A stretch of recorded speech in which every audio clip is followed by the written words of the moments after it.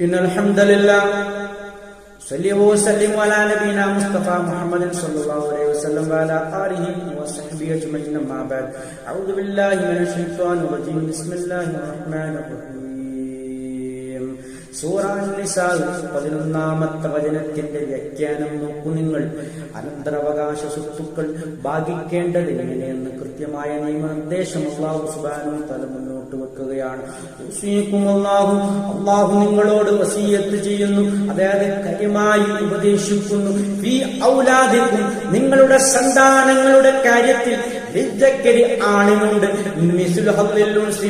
രണ്ട് പെണ്ണിന്റെ ഓഹരിക്ക് തുല്യമായത് ഒരാണിനുണ്ട് എന്നാണല്ലോ പറയുന്നത്. പെണ്ണിന് ഒന്നും അതുപോലെ ആണിന് രണ്ടും എന്നും പറയാതെ അല്ലാഹു സുബ്ഹാനഹു വ തആല വളരെ മാന്യമായിട്ടാണ് പറയുന്നത്. രണ്ട് പെണ്ണിന്റെ ഓഹരി ഒരു ആണിന് ഉണ്ട് എന്ന് പറഞ്ഞുകൊണ്ടാണ് ഈ ആയത്ത് തുടങ്ങുന്നത്. ഇനി ആ സ്ത്രീകളായെങ്കിൽ രണ്ടിൽ കൂടുതൽ സ്ത്രീകളായെങ്കിൽ, അല്ലെങ്കിൽ ഒരു റിപ്പോർട്ട് പ്രകാരം രണ്ട് സ്ത്രീകളായെങ്കിലും അത് തന്നെയാണ് നിയമവശം. ഫലഹുന്ന സുലുസ, ഫലഹുന്ന അപ്പോൾ ആ സ്ത്രീകൾക്കുണ്ട് സുലുസ, മൂന്നിൽ രണ്ടുണ്ട്. മാ തറക്ക, ഉപേക്ഷിച്ച ഒന്നിൽ നിന്നും, ഉപേക്ഷിച്ച ആ മരണപ്പെട്ട വ്യക്തി ഉപേക്ഷിച്ച ആ സമ്പത്തിൽ നിന്നും അവർക്ക് മൂന്നിൽ രണ്ടുണ്ട്. വൈകാനത്ത് വാഹിദത്തൻ, ഇനി അവൾ ഒരുവളാണെങ്കിലോ ഫലഹ, അപ്പോൾ അവൾക്കുണ്ട് നിസ്ഫു, ആ സമ്പത്തിന്റെ പകുതിയുണ്ട്, ആ ഉപേക്ഷിച്ച സമ്പത്തിന്റെ പകുതിയുണ്ട്. വലി അബവൈഹി, അവരുടെ മാതാപിതാക്കൾക്കുണ്ട്.